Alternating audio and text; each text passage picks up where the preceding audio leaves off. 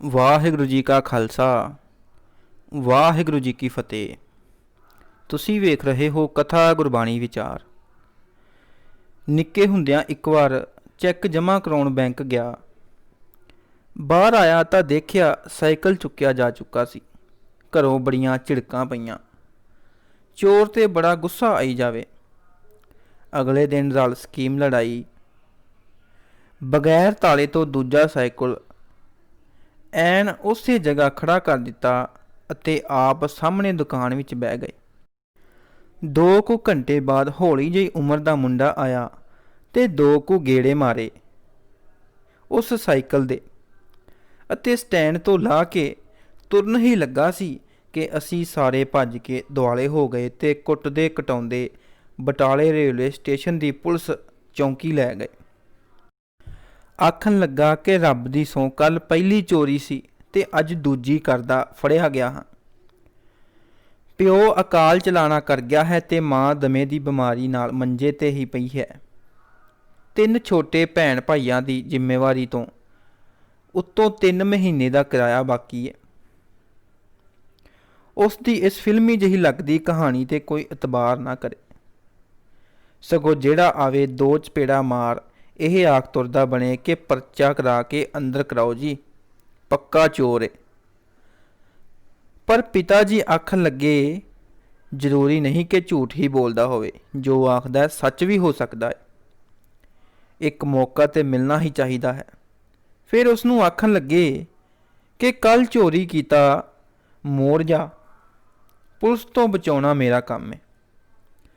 ਅਗਲੇ ਦਿਨ ਸਾਈਕਲ ਮੋੜਨ ਬਿਮਾਰ ਮਾਂ ਵੀ ਨਾਲ ਆਈ। ਹਰੀਕ ਅੱਗੇ ਹੱਥ ਹੀ ਜੋੜੀ ਜਾਵੇ ਤੇ ਫਿਰ ਪਿਤਾ ਜੀ ਦੇ ਪੈਰੀ ਪੈਣ ਲੱਗੀ ਤਾਂ ਉਹ ਥੋੜਾ ਲਾਂਭੇ ਜਿਹੇ ਹੋ ਗਏ। ਇਸ ਸਾਰੇ ਵਰਤਾਰੇ ਤੋਂ ਘਰ ਦੇ ਹਾਲਾਤਾਂ ਦਾ ਅੰਦਾਜ਼ਾ ਲੱਗ ਗਿਆ। ਮਗਰੋਂ ਪਿਤਾ ਜੀ ਨੇ ਸਟੇਸ਼ਨ ਲਾਗੇ ਹੀ ਇੱਕ ਫੈਕਟਰੀ ਵਿੱਚ ਆਪਣੀ ਗਰੰਟੀ ਤੇ ਨੌਕਰੀ ਤੇ ਰਖਵਾ ਦਿੱਤਾ।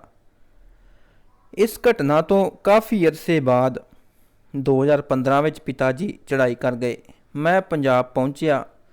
ਫਿਰ ਸੰਸਕਾਰ ਮਗਰੋਂ ਅੰਤਿਮ ਅਰਦਾਸ ਵੀ ਹੋ ਗਈ ਤੇ ਗੋਇੰਦਵਾਲ ਸਾਹਿਬ ਫੁੱਲ ਵੀ ਧਾਰੇ ਗਏ। ਇੱਕ ਦਿਨ ਘਰੇ ਬੈਠਿਆ ਬਾਹਰ ਬੈਲ ਵੱਜੀ। 2 ਪੁਲਿਸ ਵਾਲੇ ਖਲੋਤੇ ਸੀ। ਅੰਦਾਜ਼ਾ ਲਾ ਲਿਆ ਕਿ ਕਿਰਾਏ ਦੇ ਘਰ ਦੇ ਕਾਬਜ਼ ਮੱਕਾਰ ਕਿਰਾਏਦਾਰ ਹੀ ਕੋਈ ਚਾਲ ਚੱਲੀ ਹੋਣੀ ਹੈ। ਬੂਹਾ ਖੋਲ੍ਹਿਆ ਤਾਂ ਪੱਗ ਬੰਨੀ ਇੱਕ ਹੌਲਦਾਰ ਅੰਦਰ ਲੰਘ ਆਇਆ ਤੇ ਆਖਣ ਲੱਗਾ ਕਿ ਲੱਗਦਾ ਪਛਾਣਿਆ ਨਹੀਂ ਮੈਨੂੰ। ਮੈਂ ਉਹੀ ਹਾਂ ਜੀ, ਸਾਈਕਲ ਵਾਲਾ ਜਿਹਨੂੰ ਸਰਦਾਰ ਜੀ ਨੇ ਬਹੁਤ ਚਿਰ ਪਹਿਲਾਂ ਬੰਸਲ ਸਾਹਿਬ ਦੀ ਫੈਕਟਰੀ ਵਿੱਚ ਨੌਕਰੀ ਤੇ ਰਖਾਇਆ ਸੀ। ਅੱਗੇ ਦੱਸਦਾ ਹੋਇਆ ਆਖਣ ਲੱਗਾ ਕਿ ਜਦੋਂ ਮਾਂ ਪੂਰੀ ਹੋ ਗਈ ਤਾਂ ਨਿੱਕਿਆਂ ਦੇ ਪਾਲਣ ਪੋਸ਼ਣ ਦੀ ਜ਼ਿੰਮੇਵਾਰੀ ਮੋਢਿਆਂ ਤੇ ਆਣ ਪਈ। ਫਿਰ ਫੈਕਟਰੀ ਵਾਲੇ ਬੰਸਲ ਸਾਹਿਬ ਦੀ ਸਿਫਾਰਿਸ਼ ਨਾਲ ਹੋਮਗਾਰਡ ਵਿੱਚ ਭਰਤੀ ਹੋ ਗਿਆ ਤੇ ਮਗਰੋਂ ਲਾਂਗਰੀ ਬਣ ਪੁਲਿਸ ਦਾ ਪੱਕਾ ਨੰਬਰ ਲੈ ਲਿਆ। ਹੁਣ ਥੋੜ੍ਹੇ ਦਿਨ ਹੀ ਹੋਏ ਨੇ ਬਦਲ ਕੇ ਵਾਪਸ ਅੰਮ੍ਰਿਤਸਰ ਆਇਆ ਹਾਂ।